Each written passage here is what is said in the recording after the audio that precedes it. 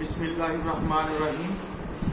سال دوم کے اسٹوڈنٹس، لیکچر نمبر 27 جو خواجہ میر درد کی دوسری غزل کے اشعار کی تشریح پر مشتمل ہے. مطلع ہے: کیا فرق داغ و گل میں کہ جس گل میں بو نہ ہو، کس کام کا وہ دل ہے کہ جس دل میں خو نہ ہو.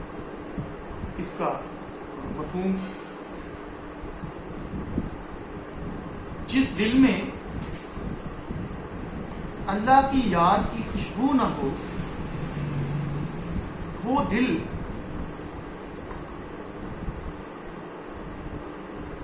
داغ کی صورت میں. یہ مختصر سا مفہوم میں نے بتایا. اگر آپ اس کو ذرا اور بہتر کرنا چاہتے ہیں تو اس کا اور طریقہ بھی ہے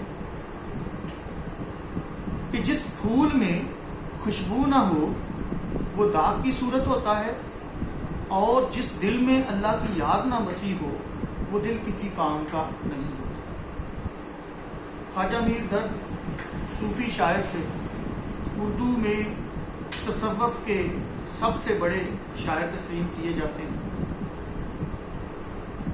صرف 29 سال کی عمر میں اللہ تعالیٰ سے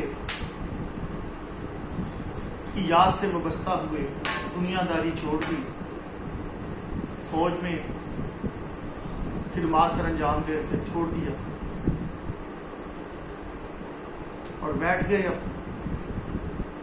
اللہ کی یاد میں. تو کہتے ہیں کہ مثال دے رہے ہیں کہ پھول کی پہچان جو ہے وہ اس کی خوشبو ہے، اور اگر اس میں خوشبو نہیں ہے تو وہ جسم پر لگے زخم کے پھوڑے کے داغ کی صورت قرار پائے گا، مماثل قرار پائے گا. یعنی پھول کی قدر و قیمت اس کی خوشبو ہے. جیسے کہا گیا کہ سیرت نہ ہو تو عارض و رخسار سب غلط، خوشبو اڑی تو پھول فقط رنگ رہ گیا. تو شاعر کہتا ہے کہ جس انسان کے دل میں اللہ کی یاد کی خوشبو رچی بسی نہ ہو، وہ دل جو اللہ کی یاد سے غافل ہے وہ دل کہلانے کا مستحق نہیں ہے. اسے دل نہیں کہنا چاہیے، کیونکہ وہ کہا گیا ہے نا کہ جب انسان کوئی غلطی کرتا ہے، کوئی گناہ کرتا ہے بڑا، تو اس کے دل پر ایک داغ بن جاتا ہے، اور جب وہ مسلسل گناہوں کی دلدل میں اترتا جاتا ہے تو وہ پورا دل اس کا جو ہے وہ سیاہ ہو جاتا ہے. پھر اس کے واپس کے امکانات بھی ختم ہو جاتے ہیں. شاعر کہتا ہے کہ جس طرح سے پھول جو ہے وہ خوشبو کے بغیر ایک زخم کے داغ کی صورت ہے، کیونکہ پھول کے اگر دیکھیں یہاں زردانے ہوتے ہیں، سردانے جہاں، تو وہاں پہ وہ سیاہ رنگت کا وہ ہوتا ہے جگہ. اس کو غور سے دیکھیں تو زخم جو جسم پر جو بنتا ہے، کوڑا وغیرہ اس کا اس کی نشان باقی رہ جاتا ہے، تو وہ بھی داغ ہوتا ہے. اسی کی جو ہے وہ مماثل وہ لگتا ہے. شاعر کہنا یہ چاہتا ہے کہ بندو اللہ کی یاد سے غافل نہ رہا، اسے خوب یاد کیا کر اور اسے دل میں بساؤ، محبوب حقیقی کی یاد کو دل میں بساؤ. جس طرح سے اس نے درد نے ایک اور جگہ پہ کہا ہے کہ تمنا ہے تیری اگر ہے تمنا، تیری آرزو ہے اگر آرزو ہے.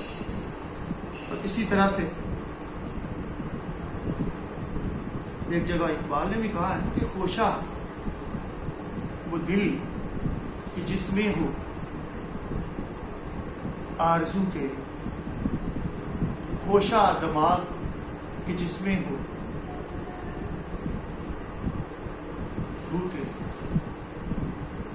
اللہ تعالیٰ کے بندے ہمیشہ اللہ تعالیٰ کی یاد کو دل میں بساتے ہیں، اور دنیا دار لوگ جو ہیں وہ دنیاوی لالچوں حرص و حوث کو دل میں جگہ دیتے ہیں، وہ مادیت پرستی کی طرف مائل ہوتے ہیں.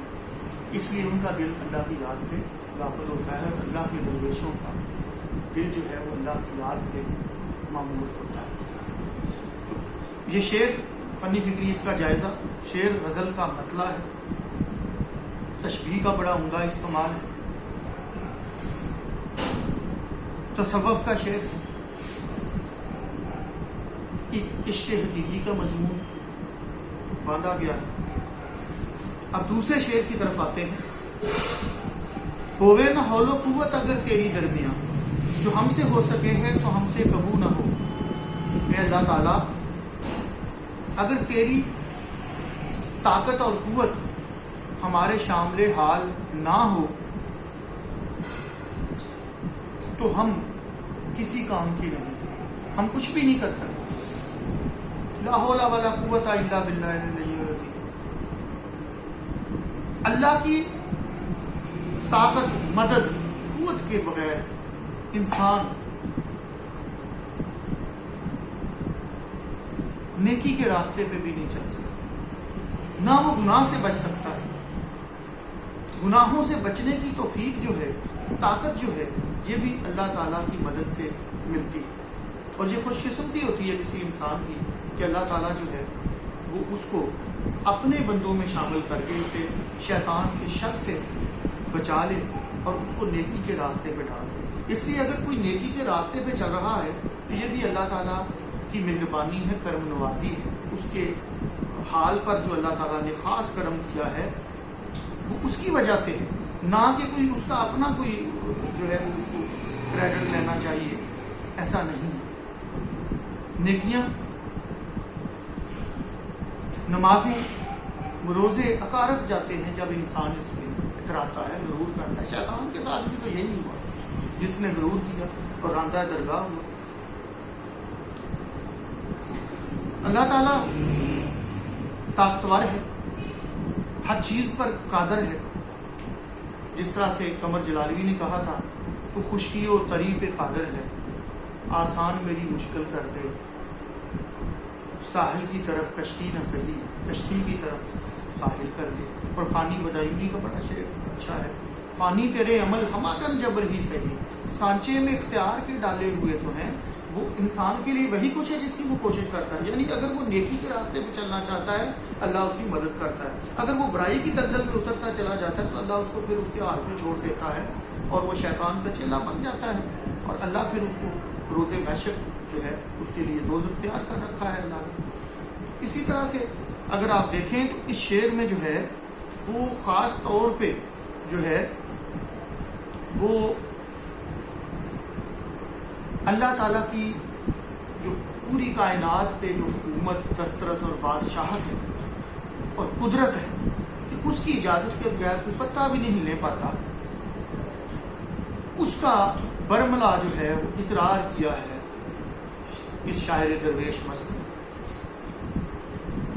جو کچھ کے ہوا کرم سے تیرے، جو کچھ ہوگا تیرے کرم سے ہوگا، شاعر نے کہا. تو یہ اس کا فنی فکری جائزہ. حول و قوت عمدہ ترکیب ہے، شعر حسن مطلع ہے، تصوف کا مضمون ہے، داغ کے خاص رنگ میں. تو آج کا یہ مختصر سا لیکچر جو خواجہ میر درد کی دوسری غزل کے پہلے 2 اشعار پر مشتمل تھا ختم ہوا.